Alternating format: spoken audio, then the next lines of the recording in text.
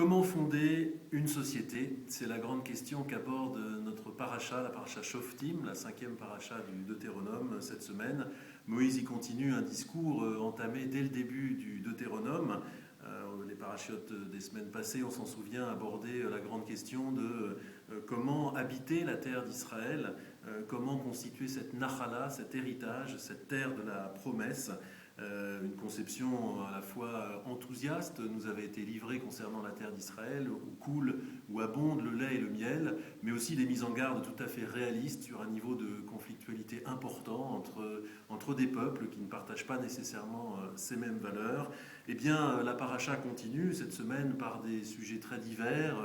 Faut-il ou pas se donner un roi? Quelles seraient les conditions d'exercice de ce roi? Les règles de la guerre, les règles constituant le faux témoignage, les règles concernant les shoftim, justement, qui donnent son nom à la paracha, les juges et les magistrats. Bref, des questions qui traitent de l'organisation de la société, mais comme on va le voir, pas de manière simplement organisationnelle, institutionnelle, mais plus profondément en termes de valeurs. Sur quelles valeurs doivent être fondées une société? Qu'est-ce qui fait société dans la Bible? C'est la question que je vous propose d'examiner ce soir. Qu'est-ce qui fait société? Qu'est-ce qui fait tenir cette société? Et quels sont finalement les points de départ du politique, de la pensée du politique dans la Bible? C'est quelques questions que j'aimerais que l'on voit ensemble à l'occasion de cette paracha. Alors, avant d'en venir à la réflexion proprement biblique, peut-être est-il intéressant de faire un petit détour par la pensée grecque, tellement nos sociétés, bien sûr, ont été fondées aussi sur des pensées grecques. Les penseurs au XVIIe siècle qui ont fondé nos sociétés libérales occidentales se sont appuyés sur la pensée grecque. Et l'on verra, ça nous servira de point de comparaison pour voir combien, justement, la pensée biblique insiste sur des valeurs qui sont différentes. Alors, pour aller très vite, bien sûr, sur un sujet complexe, la pensée grecque reconnaît plusieurs valeurs. Tout d'abord, une ambiance générale de pensée où l'homme est pensé au sein de la cité. L'homme est presque défini en fait par la cité, plus que la cité, plus que lui ne définit la cité. C'est la cité qui fait l'homme, nous dit Simonide, un fameux poète philosophe, et donc il y a un lien étroit entre les deux. Un deuxième point, bien entendu, c'est la liberté. L'expérience de démocratie de la Grèce se fonde sur la liberté, mais une liberté quand même très très définie de manière très particulière. Le citoyen, celui qui pouvait se consacrer aux choses de la cité, était celui qui avait le temps et qui était notamment dégagé, libéré des contraintes matérielles dues à la subsistance. On voit par là que la démocratie grecque a été fondée intégralement sur l'esclavage et sur une conception d'une aristocratie seulement qui pouvait se libérer pour les choses de la cité. Enfin, une troisième notion qui nous sera bien utile pour suivre notre comparatif, c'est la notion que certains grands auteurs, Jean-Pierre Vernant, Marcel Detienne, ont isolée sous le nom d'isonomie. L'isonomie, c'est l'égale distance vis-à-vis de la loi. Il se trouve que dans la société post-mycénienne se met en place une conception, effectivement, une conception aristocratique, même un peu guerrière, où les hommes sont à égale distance de la prise de parole, du partage des richesses, et donc comme une sorte de cercle où chacun se trouve à égale distance des biens qui sont distribuables par la société, et avec une conception toujours un peu agonistique, un peu guerrière, et ça c'est un point fondamental. On va voir que la Bible réfléchit de manière très différente. Alors maintenant, la Bible, si l'on s'appuie sur cette paracha, mais aussi sur tout l'ensemble de la Bible, quelles en sont les valeurs? Sur quoi est fondée la pensée du politique dans la Bible? Eh bien, tout commence en fait par un problème, dirait-on, de pluralité humaine. Le premier verset de notre paracha, Shoftim veshotrim titen lecha bechol sharecha, tu te donneras des juges, des shoftim, et shotrim, des magistrats. Eh bien, ce shoftim nous renvoie à la grande question fondamentale, fondatrice d'Abraham.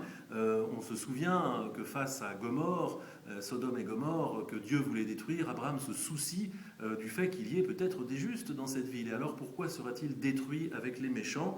Et il a cette poignante interrogation. Ashofet kol haaretz lo yaseh mishpat, et donc le juge de la terre ne ferait-il pas en premier, en quelque sorte, le droit? C'est l'interrogation perçante de justice d'Abraham qui constitue l'expérience juive.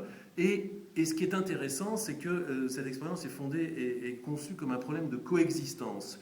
Ce qui intéresse Abraham, ce n'est pas de définir la justice dans cette interrogation. Il le dit, Vaïgash Abraham Vayomer, Ha'af tispe tzadik imracha, Chalala mecha measot kadavar azeh lehamit tzadik imracha. Ce qui soucie Abraham, ce n'est pas d'avoir une juste définition de la justice, c'est que des justes pourraient être tués avec des méchants. C'est un problème de coexistence, et la Bible n'a pas une réflexion là-dessus théorique, mais extrêmement concrète, extrêmement humaine, de coexistence des personnes qui vivent selon des valeurs différentes. Dans notre paracha, on retrouve ça abondamment à travers la notion de faux témoignages, des gens qui exercent des témoignages différents à partir d'un même événement, de la coexistence de l'idolâtrie, ou encore de la coexistence avec des sorciers, des gens qui se livrent à la divination, qui ont donc une expérience, un rapport au monde profondément différent. Et c'est un problème avant tout concret de coexistence humaine que celui d'une société, que celui du politique.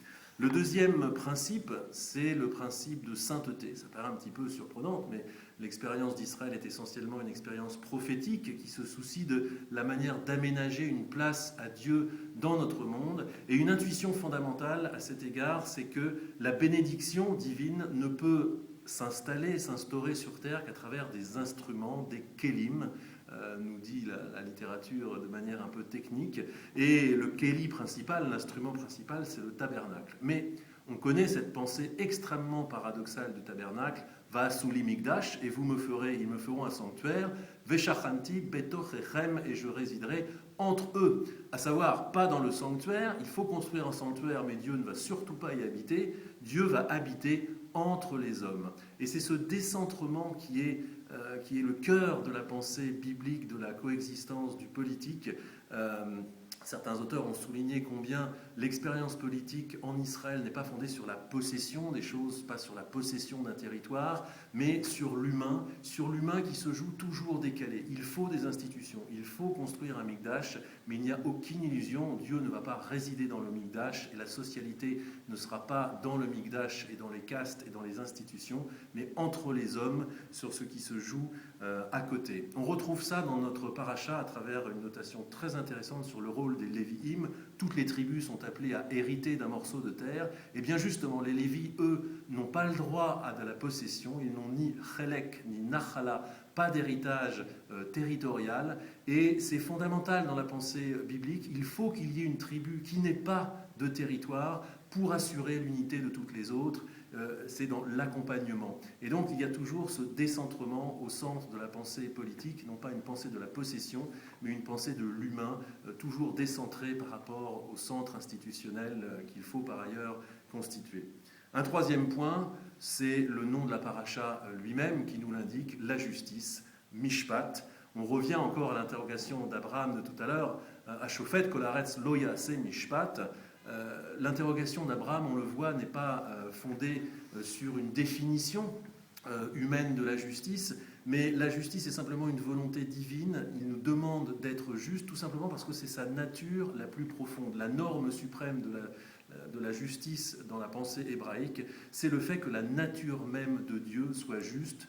Dieu ne veut pas être conçu autrement que juste et compatissant. C'était une nouveauté théologique, il faut préciser, dans le Moyen-Orient de l'époque, car les dieux étaient essentiellement puissants, parfois cruels, mais pas nécessairement justes. C'est une instruction hébraïque fondamentale que Dieu, fondamentalement, est juste.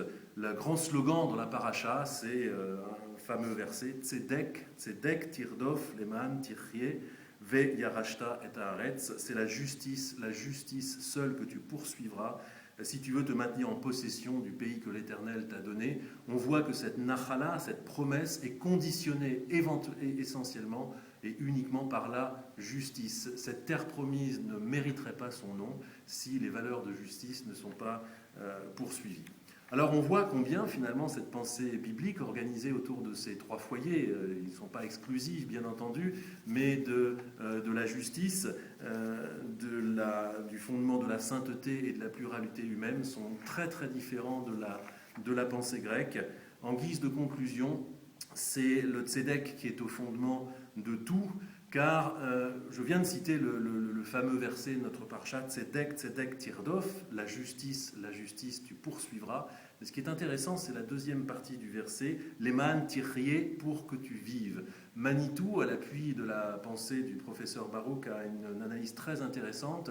Le professeur Baruch, en son temps, avait mené une analyse pour dire combien la justice est essentielle pour que l'on vive, pour que l'on puisse vivre moralement. La justice n'est pas seulement une question d'organisation, une question politique, c'est une question de santé mentale pratiquement. Si la société n'est pas fondée sur la justice, alors l'homme ne peut pas vivre tout simplement, il ne peut pas se vivre en tout cas très longtemps. C'est une question absolument ontologique, presque existentielle que celle de la justice. L'homme a besoin de justice pour vivre, c'est absolument fondamental. Et puis peut-être faut-il en revenir, cette notion de justice caractérise toute la pensée d'Israël. Il faut en revenir à la raison pour laquelle finalement Abraham a été élu finalement comme le fondateur de notre peuple. Les commentateurs s'interrogent, Mapitom, pourquoi, disent-ils, d'un seul coup Abraham apparaît sur la scène de l'histoire? Il n'a rien fait, que l'on sache, en tout cas pour mériter ce rôle fondateur. Eh bien, c'est le verset de Genèse 18, 19 qui nous l'indique. Ki yadativ, si je t'ai distingué, les asher yetzave et banav et beto acharav, veshammeru derech Adonai, la sot tzedaka ou mishpat. Si je t'ai distingué, Abraham, c'est pas forcément en fonction de mérite passé, c'est pour une mission, c'est pour qu'il prescrive à ses fils et à sa maison, après lui, d'observer la voie de l'Éternel en pratiquant la vertu et la justice. Donc le motif fondamental de l'élection d'Abraham et de tous les prophètes après lui, de tous les grands patriarches de notre peuple, la valeur fondamentale qui nous anime, et c'est peut-être d'autant plus intéressant à une époque, dans une actualité où effectivement nous aussi, notre cité se réorganise à travers ses pouvoirs publics avec des caps qui sont fixés, des équipes qui se mettent en place, des hommes, de penser que ce qui fait société, en tout cas pour la Bible, ce qui fait tenir une société et ce qui nous fait vivre au sens fort, à savoir ce qui fait que nous menons une vie digne d'être vertu, d'être vécue, c'est la vertu justement axée autour des valeurs de justice qui est vraiment le fondement essentiel de la pensée hébraïque du politique. Shabbat Shalom.